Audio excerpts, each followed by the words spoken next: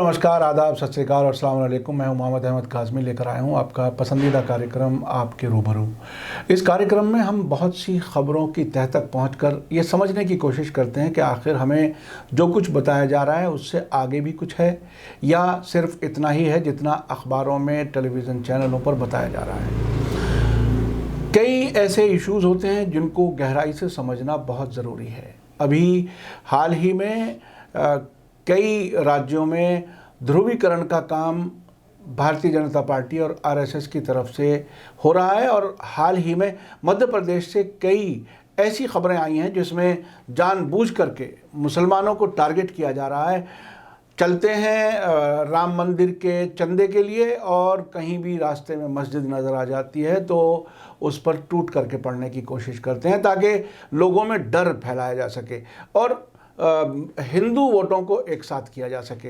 ये हमारी मजबूरी है। हालांकि जिस दौर में हमने अपनी पत्रकारिता की है उसमें कभी किसी धर्म के लोगों का नाम नहीं लिया जाता रहा है, लेकिन अब ये मजबूर कर दिया जा रहा है कि हमें ये सब कहना पड़ता है, हिंदू और मुसलमान मज़हब का नाम लेना पड़ता है। इस सब को समझने के लिए जो अभी कुछ आखिरी कुछ दिनों में जो घटनाक्रम हुआ है उस पर बात करने के लिए मेरे साथ वरिष्ठ पत्रकार अनीस अहमद खान साहब हैं जो भारतीय जनता पार्टी और आरएसएस के काम करने के तौर तरीक़ों पर गहरी नज़र रखते हैं। अनीस अहमद खान साहब, आप बताइए कि वेलकम है आपका।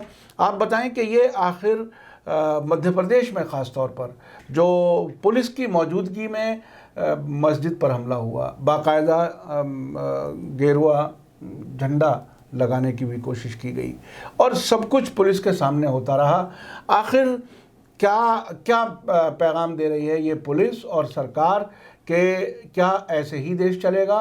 क्या कुछ चाहते हैं क्या? हाँ, ये संदेश दे रही कि ऐसे ही चलेगा और ध्रुवीकरण की बात है जैसा कि अभी आपने कहा है। और ये एक हफ्ते में दो जगह, दो बड़ी सिटी में, एक तो उज्जैन है जो धार्मिक नगरी कहलाती है इनके यहाँ, उनको वहाँ पे महाकालेश्वर का, माफ़ कीजिएगा, वहाँ पे शिव जी का एक बहुत बड़ा शिवलिंग है, तो महाकाल का मंदिर है वहाँ पे। और दूसरी है इंदौर है जो कि इनकी इकोनॉमिक कैपिटल कहलाती है, मध्य प्रदेश आर्थिक राजधानी कहलाती है। बड़ा साफ़ सुथरा शहर है और काफ़ी खूबसूरत शहर बसाया है। वहाँ पे कभी ऐसे दंगे फसाद नहीं हुए। दो दंगे 3 दिन के अंदर हुए। पहला हुआ उज्जैन में जहाँ पे महाकाल का मंदिर है, वहाँ पे बेगमपुरा है, एक जगह है, वहाँ से जुलूस निकला इनका, एक मस्जिद में नमाज हो रही थी तो वहीं पे जय श्री राम के नारे लगने लगे और कुछ लोग मस्जिद के अंदर घुस के हनुमान चालीसा पढ़ने लगे। अंदर घुस के नमाज के बीच में हनुमान चालीसा पढ़ने लगे। ये स्टेटमेंट है, इंडियन एक्सप्रेस की खबर है, छोटे मोटे अखबार की नहीं बता रहा हूँ मैं। पढ़ने लगे और जय श्री राम के नारे, तो उस पर पत्थरबाजी हुई, यानी धक्का मुक्की पहले निकालने के लिए उनको मस्जिद से, और पत्थरबाजी शुरू हुई। पत्थरबाजी में कई कारों वारों जैसा नुकसान होता है वैसा हुआ, काफ़ी हंगामा हुआ। वो तो चले गए ये सब करके उज्जैन में। दूसरे दिन एकदम से बुलडोज़र आया तो बेगमपुर एक जगह जहाँ हमने नाम बताया है, तो उन्होंने कहा कि साहब एक घर को बुलडोज कर दिया उन्होंने कि इस घर से पत्थर, यानी सरकारी एजेंसीज के लोग आए बुलडोजर, यानी बगैर किसी कानूनी चाराजोई के, बगैर अदालतों में कोई कंप्लेंट किए फौरन क्या सरकार ऐसा कर भी सकती है? भाई कैसे कर सकती है? इसमें नोटिस दिया जाता है। हाँ, आप जानते हैं एप्लीकेशन का नोटिस दिया जाता है, क्योंकि हमें संविधान में यानी मतलब रोटी कपड़ा और मकान, 3 की बेसिक हम लोगों को वो है छूट के, आप ये इसके लिए सरकार को मदद करना पड़ेगी, वो सबके हक है ये। तो एक 3 मंजिला, एक गरीब आदमी ने मजदूर किस्म का, उसने 3 मंजिला एक अच्छा समक अपना अच्छा बनाया हुआ था, उसमें फैमिली रहती थी, उसके भाई सब 19 लोगों की फैमिली थी, उसको बुलडोज कर दिया। अब अगर हम इसमें कहें कि वहाँ के लोगों की शिकायत थी, तो वहीं एक हिंदू फैमिली ने उनके पूरे बच्चों को, उनको 19 लोगों को अपने घर में रखा हुआ है अभी तक। ये है असल भारत, जिसमें मुस्लिम पीड़ितों को हिंदुओं ने अपने यहाँ शरण दी हुई है, और जबकि वहाँ की सरकार ने उनका मकान गिरा दिया बगैर नोटिस के। हाँ, और यहाँ तक वो लोग कहते हैं उस मोहल्ले के जो हैं बाकी हिंदू हजरात कि भाई इस घर से पत्थरबाजी हुई नहीं, क्यों गिराया गया, कि आपने इल्ज़ाम लगा दी, किसी एक ने शिकायत कर दी कि यहाँ से पत्थरबाजी हुई है तो आपने उसको आके घर गिरा दिए। वो जो हनुमान चालीसा पढ़ रहे थे मस्जिद के अंदर, अगर उन्होंने किसी ने शिकायत कर भी दी हो तो पुलिस की जिम्मेदारी तो है इन्वेस्टिगेट करने की। और किसी ने अगर पत्थर भी मार दिया, अव्वल तो नहीं मारना चाहिए, नहीं मारा गया, उसमें देखने की बात है कि NSA लगा दिया 15 लोगों पे गिरफ्तार करके फौरन। जी। उनको अभी तक वो नहीं हुई कि पुलिस से पूछा गया, जब वहाँ के उज्जैन के शहर काजी ने दरियाफ्त किया और कहा कि आप लोग गालियाँ भी दे रहे थे मस्जिद में, तो उन्होंने कहा अभी हमारी इंक्वायरी चल रही कि कौन लोग थे, इंक्वायरी चल रही है साहब, जबकि झगड़ा भी होगा। मुसलमानों को उन्होंने बगैर इंक्वायरी के गिरफ्तार कर ली। जैसा आपने कहा ना, हिंदू मुसलमान कहने के बाद कहना पड़ रहा है, मजबूरन कहना। इसी तरीके से इंदौर में हुआ है। इंदौर में अब ये एक नई चीज़ शुरू हुई काजमी साहब, आपको बताएं कि एक ज़माने में रथ यात्रा निकली थी, अब निकल रही चंदा यात्रा राम मंदिर बनाने के लिए। से पहले जितना चंदा हुआ, जिसमें सोने की ईंटों तक की बात होती जी है, वो आखिर कहाँ चला गया? क्या इतने लंबे अरसे से जो बीजेपी कैंपेन चलाती रही है राम मंदिर की, उस जमाने में बड़े चंदों की बातें सुनते थे, पर सोने की चांदी की विदेशी फंड आया है तो अभी गली गली में जाकर के चंदा कितना ले लेंगे? ये बिल्कुल ऐसा है जैसे अडवाणी जी की वो रथ यात्रा ने। देखिए साहब, इसके बारे में एक बात बताऊं कि ये कहना चाहिए जो कोई पार्टी नहीं करती है, ये मैन टू मैन कांटेक्ट है। यानी समझ लीजिए क्या कहलाता है, माउथ पब्लिसिटी और जनता से मिलना। अपने चंदा के बहाने में जाते हैं, भाई 1 रुपये दे दीजिए, ये कहते हैं 1 रुपये दीजिए, आदमी देता, फिर वो अपनी बात समझाते हैं उनके, देखिए राम मंदिर है, वो राम मंदिर बन जाएगा, मोदी जी क्या काम कर रहे हैं। अपने ये RSS वाली और विश्व हिंदू परिषद और बजरंग दल वालों के वहाँ भी झगड़े में इसी तरीके से इंदौर में हुआ कि वहाँ पे चंदा यात्रा निकली थी और वो जाके मस्जिद में नमाज होती देख के रुक गई वहाँ पे इंदौर में। इंदौर बड़ा एजुकेटेड शहर है, मतलब मध्य प्रदेश के सबसे अच्छे शहरों में माना जाता है, सफाई के हिसाब से, पर्यावरण के हिसाब से मालवा का शहर है। वहाँ रुक गई, वहाँ पे उन्होंने जय श्री राम के नारे लगाने लगे और फिर कुछ लोग अंदर घुस गए। वहाँ भी उन्होंने आजकल नया ट्रेंड चलाया कि हनुमान चालीसा पढ़ने लगते हैं और कुछ लोग मीनार पे चढ़े तो झंडे लगाने लगे। और अभी उज्जैन का बताया था तो एक तो मस्जिद को शहीद भी करती है वहाँ, उसमें तो पुलिस की मौजूदगी थी, वो सब जगह अब गिरफ्तार कर रहे हैं, सब कर रहे हैं, तो पुलिस ही तो कर रही है। वहाँ पे उन्होंने इंदौर में भी यही चीज़ करना शुरू कर दी और करीब 50 लोगों के ऊपर उन्होंने नाम निकाला और इसके बाद जो जितने भी नाम थे उसमें 99% मुसलमानों के नाम थे, 1-2 थे। और बाकी जब पुलिस से पूछा गया उन्होंने कहा हम पता कर रहे हैं, वीडियो देखेंगे तो पता करेंगे, उनको भी गिरफ्तार करेंगे। पकड़ के उनको बंद कर दिया गया। ये 3 दिन के अंदर ही घटना है, मध्य प्रदेश के अंदर हुई। अच्छा, ये कि नैरेटिव बनता है। हाँ, वो मैं वही जानना चाहता हूँ। उससे आगे भी आसाम में भी कुछ हो रहा है, उत्तर प्रदेश में कुछ हो रहा है। देखिए बिल्कुल नए आसाम में आप देखिए कि उन्होंने मदरसों के ऊपर पाबंदी लगा दी, मदरसों पे, अखबारों में भी आ रहा है मदरसों पे पाबंदी लगा दी गई है। अब उसके बाद बिल्कुल वैसे ही होगा जैसे कि यूपी में लव जिहाद था, लव जिहाद शुरू किया यूपी में कानून बनाना। तो आप देखिए जितने भी बीजेपी के वो हैं स्टेट जहाँ पर उनकी सरकार है वहाँ पे लव जिहाद शुरू किया। इसमें क्या है कि 3 तलाक, मुसलमान मर्दों को प्रताड़ित करने वाली बात थी, यानी उनको दबाने की बात। लव जिहाद जो मुस्लिम यूथ है जो बहुत ज़्यादा एक्टिव हो रहा है एजुकेशन के मामले में, IAS के मामले में, जुडिशियरी में आ रहे हैं बच्चे मुसलमानों के, उनको साइड लाइन करने, उनको दबाने के लिए उन्होंने लव जिहाद निकाला। यूपी में कितनी गिरफ्तारी हुई? 3 महीने के अंदर 65 गिरफ्तार, 1 महीने के अंदर 65 गिरफ्तारियाँ हुई लव जिहाद में, जबकि कानून ही नहीं है लव जिहाद को। दोनों कानून सुप्रीम कोर्ट, हाई कोर्ट में जाके दोनों मुँह के बल गिरे हैं, लेकिन नहीं चल रहा है, अभी भी चल रहा है। नहीं तो वो अदालत की बात सुनते कब हैं? जब NRC के बारे में जब वो पब्लिक नेम शेम की बात शुरू हुई, बोर्ड लगाने शुरू किए, उस पर इलाहाबाद हाई कोर्ट ने काफ़ी सख्ती से हुकूमत को कहा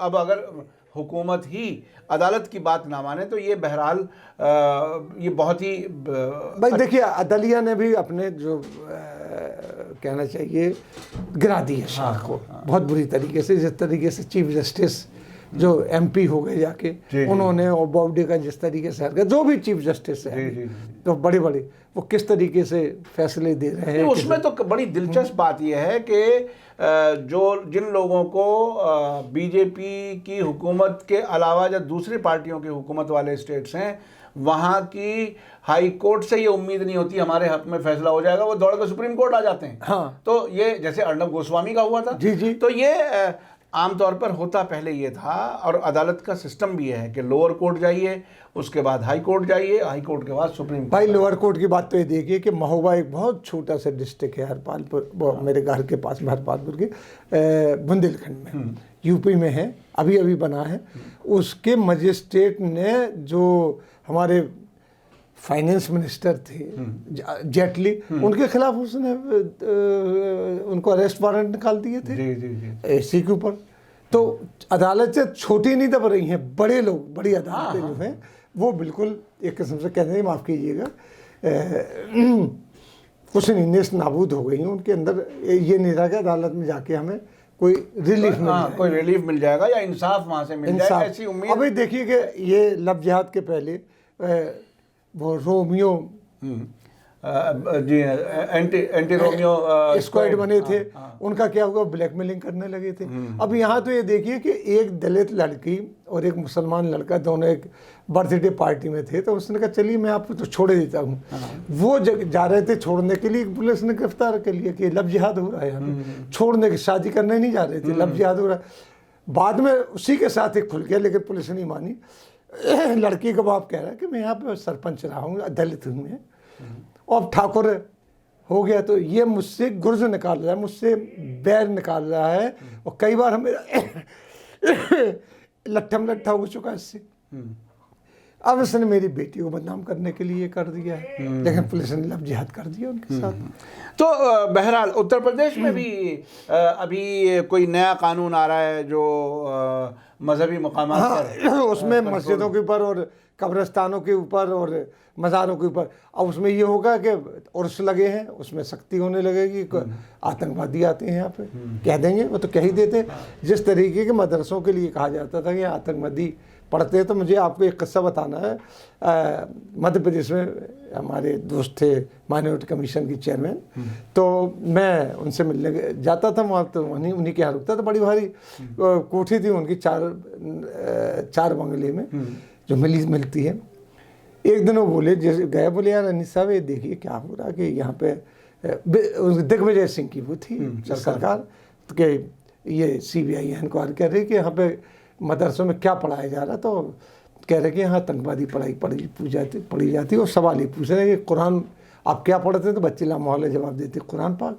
तो बोले वही कुरान जो अफगानिस्तान में पढ़ा जाता है, क्योंकि उस ज़माने में तालिबान के चले। उनका हाँ बिल्कुल, वही तालिबान पढ़ते हैं। उनका हाँ बिल्कुल, कुरान एक है, यही कहते थे बच्चे, ये कुरान एक है, वो तो दुनिया भर में एक है, लिख देते थे। वही पढ़ाई होती है तालिबान में पढ़ाई जाती है। वो हम लोग लेके दिग्विजय सिंह के पास गए कि साहब देखिए क्या हो रहा, आप भी जानते हैं कि कुरान एक है। उन्होंने वो इंक्वायरीज बंद कराई थी, और मेरे सामने की बात। असल में नीयत ख़राब है ना, जो RSS ने अपने तरीके से इन एजेंसियों को, पुलिस को, सबको एक तरह से जो जो जो जो वायरस फैलाया है। आज कोई भी टाटा से लेके कोई भी अडानी अंबानी कोई भी है, RSS की शरण में जाना चाहते हैं। उनको भरपूर मदद कर रहे हैं। आज आपको कुछ भी करना, अगर चीफ जस्टिस बनना है तो RSS के आपको हासिल करना पड़ेगी उसकी रजामंदी, कोई भी है। वरना एक ज़माना ये होता था कि RSS को एक बड़ी उससे देखा जाता है, भाई दूर रहिए आप। और आज RSS इतनी बड़ी वो बात हो गई कि उनके मोहन भागवत VVIP हो गए। तो RSS की पोजीशन बढ़ गई है। हालांकि वो एक ऐसी फोर्स है कि जिताती है। जी। क्योंकि बहरहाल उन्होंने हालांकि नागपुर के लोग ये बताते हैं कि ना RSS रजिस्टर्ड बॉडी है, कहीं हिंदुस्तान के संविधान के हिसाब से कहीं उसका रजिस्ट्रेशन नहीं है, कहीं बैंक अकाउंट नहीं है। इस सब के बावजूद वो एक तरह से सरकार के सर पे बैठी है और सरकार को अपने तरीके से चला रही है।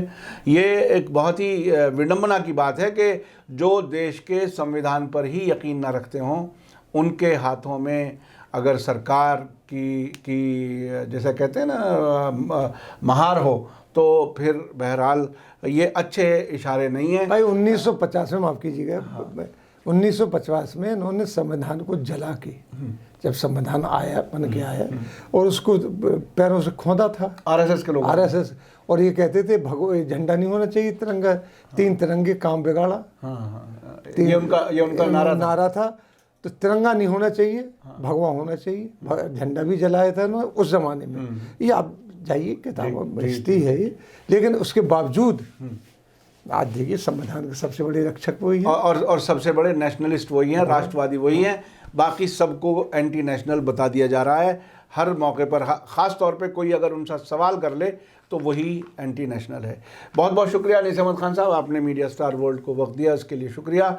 मैं अपने दर्शकों से बताना चाहता हूं कि इस गहराई से मालूमात देते हैं अनीस अहमद खान साहब। आरएसएस और बीजेपी को काफ़ी नज़दीक से जानते हैं और एक लंबे अरसे तक दिल्ली से वीर अर्जुन हिंदी दैनिक के एडिटर भी रहे हैं और बहुत लोगों के संपर्क में रहे हैं, जिनके ज़रिए आपको आरएसएस के अंदर की भी बहुत सी खबरें मिलती रहती हैं।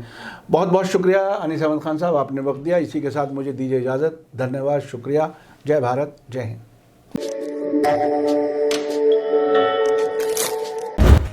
मीडिया स्टार वर्ल्ड के और वीडियो देखने के लिए हमारे चैनल को सब्सक्राइब करें और सीधे नोटिफिकेशन पाने के लिए बेल आइकन दबाएं।